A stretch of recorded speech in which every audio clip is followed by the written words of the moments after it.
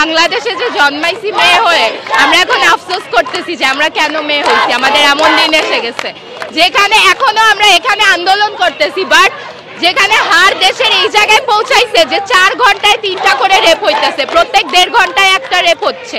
সেই জায়গায় দেশের স্বাধীনতা কোন জায়গায় আসলো জানি না। দেশের যখন স্বাধীনতা দরকার ছিল আমরা মেয়েরা পর্যন্ত আগায় গেছি, বাট এখন যখন আমাদের মেয়েদের রেপ হচ্ছে তখন আমি দেখতেছি না যে সবাই আগায় আসতেছে। এই ক্ষেত্রে আমার অনেক বেশি খারাপ লাগতেছে, কারণ সেই দিন আন্দোলনের যখন দেশের জন্য ছিল শাহবাগে ভিড় কম ছিল না, বাট আজকে মেয়ের জন্য আসার সময় এত কম। তো আমাদের দেশে মেয়ের স্বাধীনতা দেওয়া হচ্ছে না। জি, পোশাকের দায় আমি একদমই ভাবি না, কারণ যদি পোশাকেরই দায়ী হতো তাহলে একটা 3 বছরের মেয়ে কেন রেপ হতো?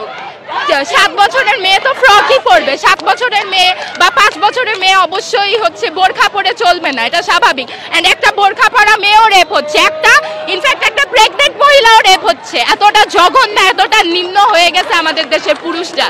তো সেই জায়গায় আমি মনে করি না যে পোশাককে কোনো দায় দেওয়া যায়। ফাঁসি মানে একদম মেরে ফেলা বলতে একদম জনগণের মধ্যে ছেড়ে ধুমায়ে মেরে ওই পর্যন্ত মারা, যেই পর্যন্ত রেপের কষ্ট বুঝতেছে না রেপিস্টটা, ওই পর্যন্ত মারতে থাকে। যারা বিরোধিতা করতেছে তাদের কি রেপিস্টদের প্রতি অনেক দয়া আসতেছে? আমার কোয়েশ্চেন এইটা। রেপ কি এতই ভালো জিনিস? মানে আহারে বেচারা রেপই তো করছে, কালকে যদি আপনার মাকে রেপ করে, কালকে যদি আপনার বোনকে রেপ করে, তখন আপনার বুদ্ধি খুলবে? থাক, মাফ করে দিই। মাফ করার তো একটা লিমিট থাকে। আমি মনে করি রেপের কোনো মাফ হয় না, এটার একটাই শাস্তি, আমরা ফাঁসি চাই।